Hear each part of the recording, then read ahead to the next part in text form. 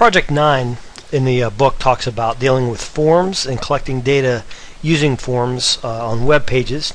And what they want us to do is open up from our data files Project 9 DW9, and then they want us to immediately save that in our striped umbrella folder, and they want us to name that page feedback. And don't update the links, and it kind of reconfigures the page with the menu. And what they want us to do is we're going to create a form on this page that will allow interactivity on the website. And the first thing we need to do after we get our page set up and saved is on the right hand side I want to make sure I have the insert panel open, and I want to select forms, and then I'm going to collapse the other items just because I want to have access to these other ideas. Now in the page underneath home, I'm going to insert a form element, and it's going to let us know it's a form element by putting a red box around that. And then down here in the panel property, we need to give that a name, and that is called feedback. And this name identifies the red area or the form. And also they want us to put the method as post, and that sets up our form, which is the first part of Project 9. We're just going to continue in Project Part 2 by placing some elements into our form. And the first thing they want us to do, and this is very common, is to create a table.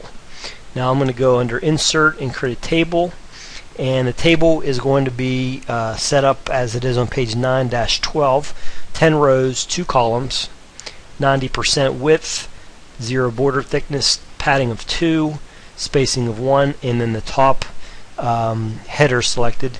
One thing I didn't put is the summary here, which is table used for form layout. And it will create our table for us.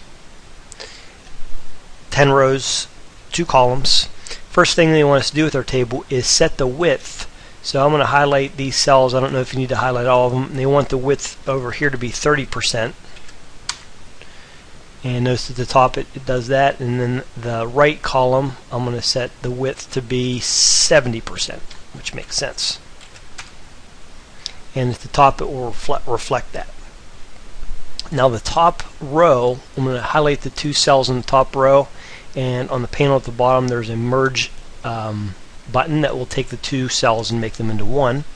And they want us to put this text, which is on 913. Request further.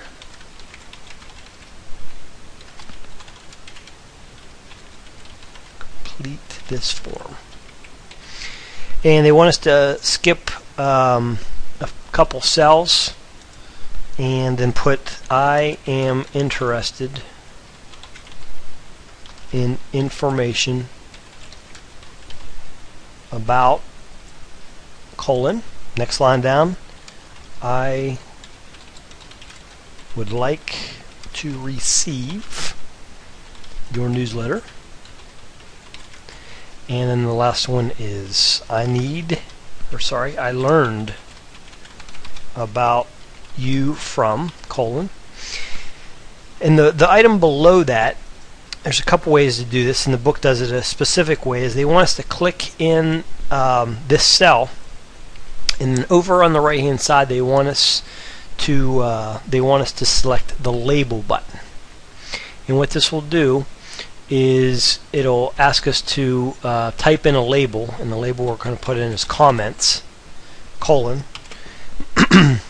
And what that does, it switches to your code view just to show you that it does put that label tag in there. And I'm going to go back to design, and it in essence it looks just like text, but the book wants to show you that you can do that an alternate way just to demonstrate that.